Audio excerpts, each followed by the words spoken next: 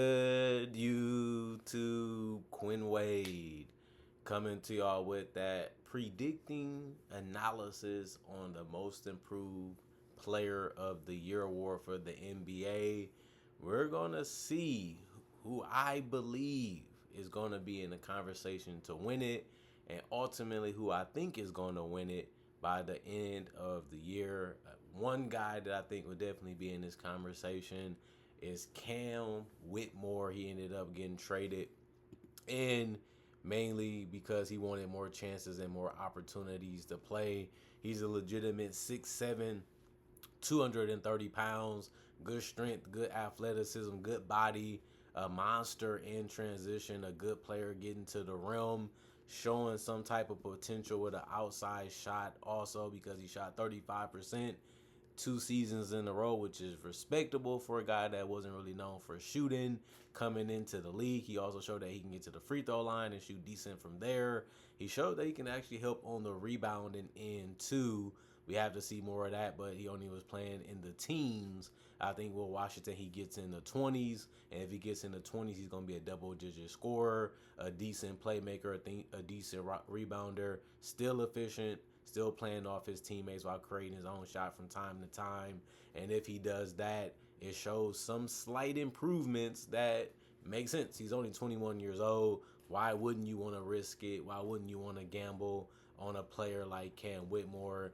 Nobody disputed that because it just made obvious sense to try to go all in on a guy like him while you can.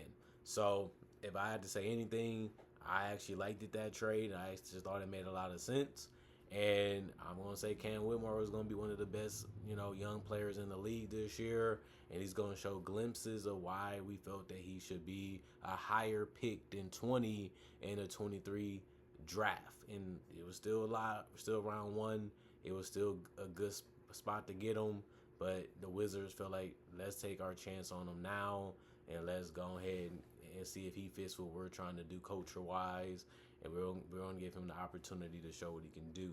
Another guy that I think for sure is going to improve, and all he really has to do is stay on the court more and get more minutes because he's supposed to, is Ausar Thompson. He's a guy that's already been getting 20-plus minutes, his first 2 seasons, and he has already got double figures last season with 10 points a game. But I think that the Pistons need him to take another step forward and development and opportunities because their team hasn't got that much better this offseason. So they're relying more on player development and player opportunities. And Ausar Thompson, for him to play a lot of minutes, he's not taking too many shots. Yes, he's hella efficient from the field, but he still showed potential that he can be a three-point shooter even if he doesn't take a bunch of them. He showed that he can get to the free throw line, but he hasn't made enough of them. I think he can show improvements there. He also has the ability to be a great rebounder for his position. I mean, 5 is already a lot, especially at 6'6", but I think he's got bigger. I think he's gotten stronger. We don't know for sure yet. But if he did, I think that can increase also. He's an unselfish player. He's willing to keep the ball moving. He's willing to collapse the defense and kick it out or just dump it off to a guy like Jalen Duren. That should help his assist numbers be a little higher if they give him the ball a little bit more. He also showed that he can get a block a game, given that chances and the opportunity, they're going to be there for him this year. He just has to go out there and play as hard as he normally does, and I just don't see that changing too much. And one thing that I would say is he should be a better scorer. They need him to be. They need him to be that third, wing guy that can do multiple things and just have a free way of playing the game and just not just transition, not just backdoor cuts, but a guy that can handle the ball and make a shot or make a play consistently. And it just gives you another dynamic. It just gives you another way to attack. It just gives you another way to be harder to stop offensively as a team. And I think if he can take a leap in that category, I think he will actually benefit the team more than people would think. And if he gets the numbers that goes with his improvements, like I said, that he should do, he will be in the conversation for most improved player. I mean, he can average 15 to 16 to 17 points easily on a Detroit Pistons team, especially if he gets off to a good start and he's able to hold close to those averages for the entire year. I definitely think that he would be in that conversation to win it. You can say the same thing about his brother, Amen Thompson. There's a lot of pressure on him because they feel like he's one of the guys that they're banking on becoming a really, really good player this year. He already had a decent season, but people look at us, Amen Thompson, as an all-star talent because he's really not that far from it. The rebounds are ridiculous. He's averaging 8.2. I don't really see that getting too much higher, but I do see him averaging more points because no Fred Van Fleet means somebody's going to have to handle it more. Somebody's going to have to take those opportunities. He averaged 10 field goal attempts per game last year. That was already an increase. I think you got to increase that a little bit more this year to about 16, 17 shots a game, not including free throws, which he did take 3.6 free throws a game last season, but he only shot at 68%. If he can get that in the mid 70s and attempt 5 or 6, that can increase him to around 18, 19, 20 points, including transition backdoor cuts and some mid ranges and some push shots here and there. And that would actually put him in the conversation to be most improved. Now, he already averaged a block and a steal. I think he can resemble that again this year coming up. I think he can also stay with the assists instead of averaging 3.8, maybe get 4 to 5. Just being a hybrid type of guy out there on the court that can handle and be a little bit of a combo player at the forward position or the guard position, depending on what you want to use him for, because he's a guy that can play multiple positions offensively and defensively. And that's why I think, as a guy that already played 32 minutes, I just feel like they're going to put the ball in his hands more, which is going to create more opportunities for him to be able to put up bigger and better numbers, especially in the beginning of the year where, they don't really have nothing that can replace Fred Van Fleet besides other guys stepping up. And I think he's going to be one of them that they're going to look to and say, we need you to do more. We need you to be confident with the ball in your hands, and we're going to trust you more this year.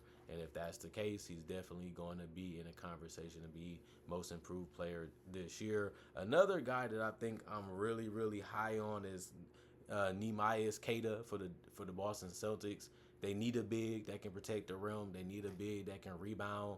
We lost Al Horford. We lost Luke Cornett.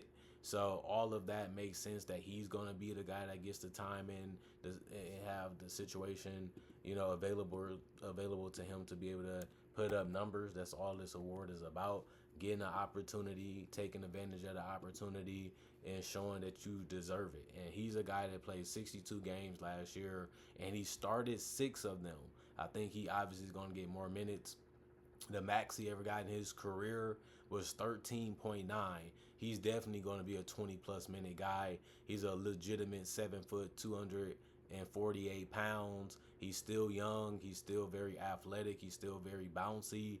He's a guy that can be a good offensive rebounder. He showed that in the past in the small amount of minutes that he was playing. He showed that he can be a guy that can get a block a game, probably even a steal. He showed that he can be a guy that can get you 8 to 10 boards, depending on who he out there with and who's trying to be out there to gather the boards. The more chances he gets, the more numbers he can put up.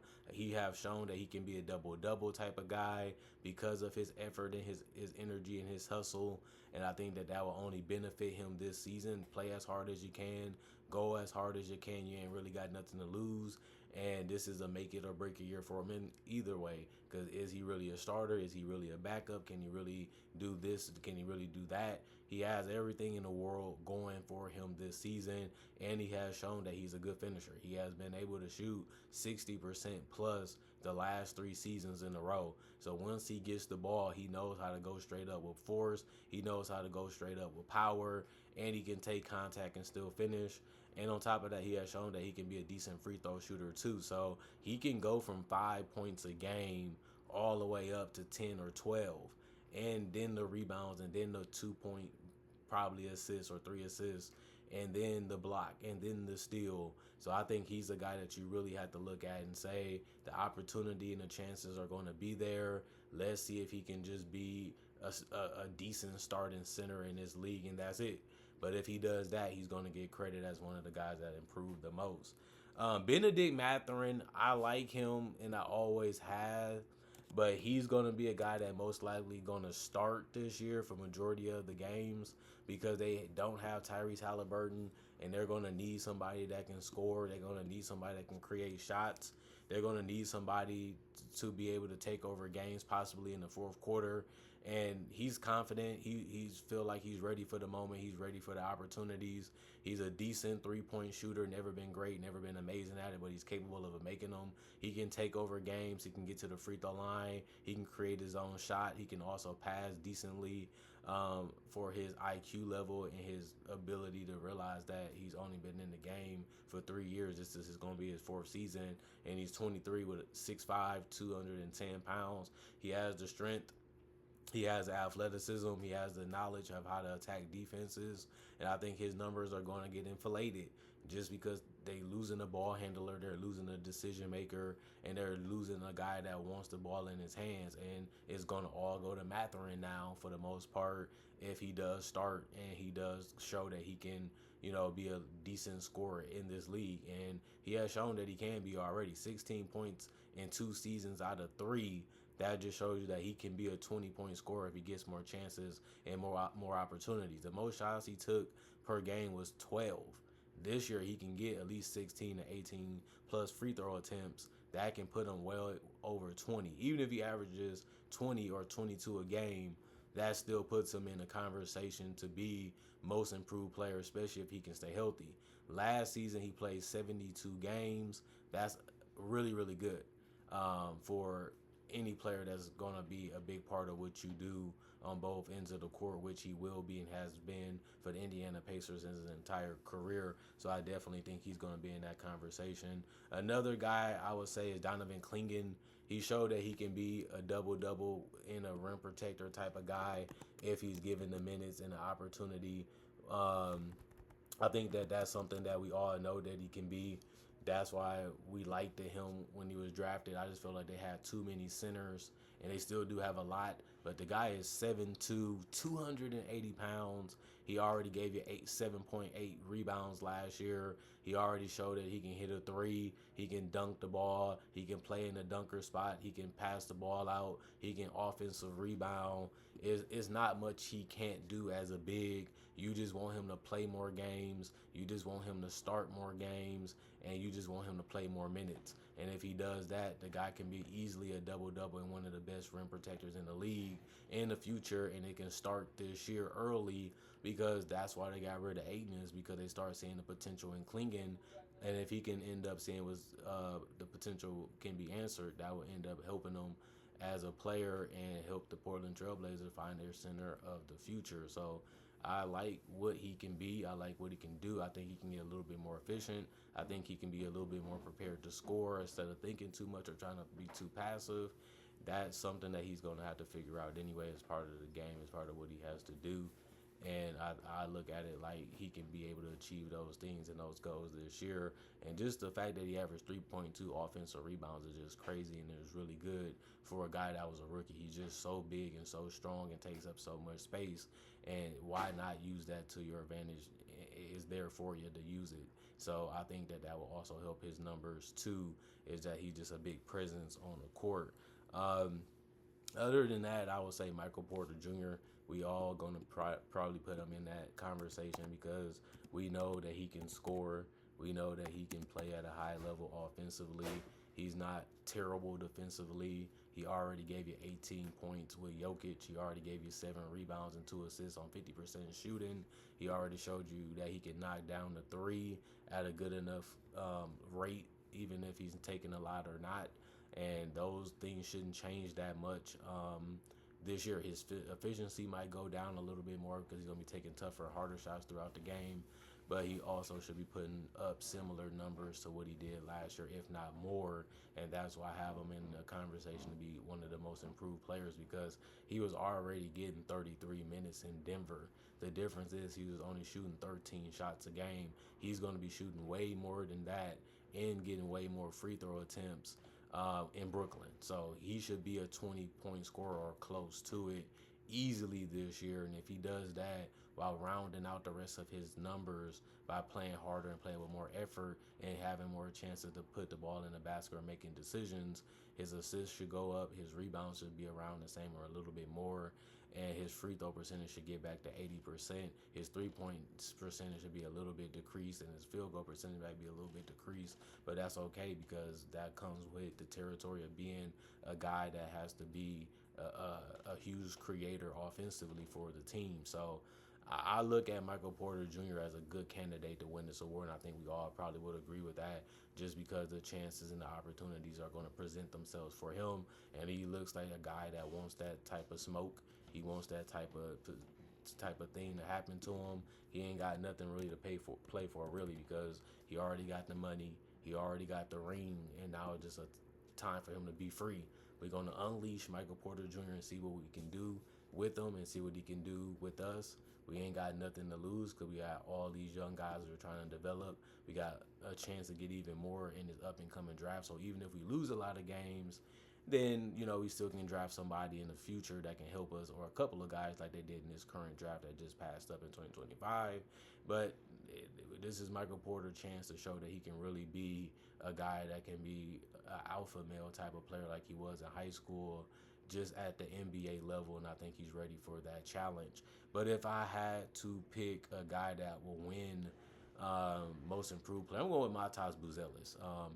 This was a guy that averaged 8 points, 3.5 rebounds, 1 assist. He shot 45% from the field. In April, he averaged 13 points on 54% from the field, 50% from three. He also was able to grab 5 rebounds, 1 assist, 1 block, 1 steal. If he just did that the whole year, he would be in conversation for most improved player. And it's mainly because he got 27 minutes that month. When he played in March, he played 26 minutes and he gave you 13 points on 46% shooting from the field, and he also still shot 35% from three. And he still was able to give you a good amount of rebounds, a good amount of assists, and a good amount of blocks. So if we look at the fact that when he played more minutes, he was a double-figure scorer, show you that he can do it. He scores, he rebounds, he passes, he takes smart shots in transition. He can play on and off the ball when he is scoring or when he is within a good lineup of players. And I just feel like if we're going to look at Dyson Daniel numbers, they're kind of comparable. If you can get off to a good start number-wise, which he should because he's going to be starting, he's going to have a lot of chances and opportunities to score and put up numbers, then it's just about holding them for a majority of the season and staying healthy. If he stays healthy and can give you 15, 16, 17 points, he's going to be one of the most proved players just because he averaged 8 points last year. So his numbers were so low because he came off the bench for majority of the season last year until those last 3 months that he shows signs of growth. He shows signs of understanding the game and figuring out what works and what doesn't work and how to become a better shooter. And those are things that you have to do if you want to be a featured player within offenses that are successful. And I know they might not be a great team right away, but he's a guy that's showing you that he was definitely worth the pick that he was gotten at, which was 11. He's showing you that he has star potential defensively and offensively, mainly because he's 6'10", and he was weighing 209 pounds as a rookie. He should be a lot stronger, a lot smarter, a lot more prepared in this year compared to his rookie year, and he should know what to expect and what they should be trying to do to him and what they should be trying to, how they're going to play him. So he should just be making the proper adjustments and just being ready for what's next, which is his sophomore season. So I like him. I think he's going to improve the most. I think he has already showed that he can do the basic and simple things. I think he just needs to upgrade his handling ability, his ability to get to the paint a little better, and his ability to have some type of in-between game. If he can do that, transition, cutting, threes, and a little bit of that here and there, he definitely can be a 20-point scorer in his career. The body and everything is there. He just has to put the skill level and the thoughts and the reading there. And once he get all of that figured out, the guy has the ability to be an all-star easily. And we knew that he was just so raw um, for the position, and even just to be a starter in the NBA. But he's been proving that he can do it. He's been showing that he's definitely a guy that can be very promising in the future. And I think that this award might come a little early, but the Bulls really need him to be that. The Bulls really want him to be that. And if he loves it and he agrees with them, why not take that chance and that opportunity now to make a name for yourself and show that you one of the better players in the league? And if he can do it on a Bulls roster, he can do it as a starter. And I like the numbers that he was putting up, as he got more opportunities and more chances, showing that they made the right decision to let him be a starter and get more chances to have the ball in his hands and do more things. And you have to build that trust. You have to build that understanding. And he's still going to make mistakes. He's still going to have bad games, but it's part of trying to be great, and it's part of trying to be a legend. And we'll see if he's able to reach those type of levels. I mean, if you're a lottery pick, that means you either have upside or you're a sure thing. He had the upside, and he's showing you why in those last 3 months, why we thought that he'd be a quality player at that pick. I mean, number 11 is not, something that's really blowing your mind, but it still was a good pick for where they were and what they're trying to do in Chicago. And he's already showing, and the team is already showing that they might be ahead of schedule, but that just shows you that they really want to win and they're not trying to be a losing franchise or team that much longer, which is good to see. But we'll see what they do team wise. But this is about the players, not about the teams, really.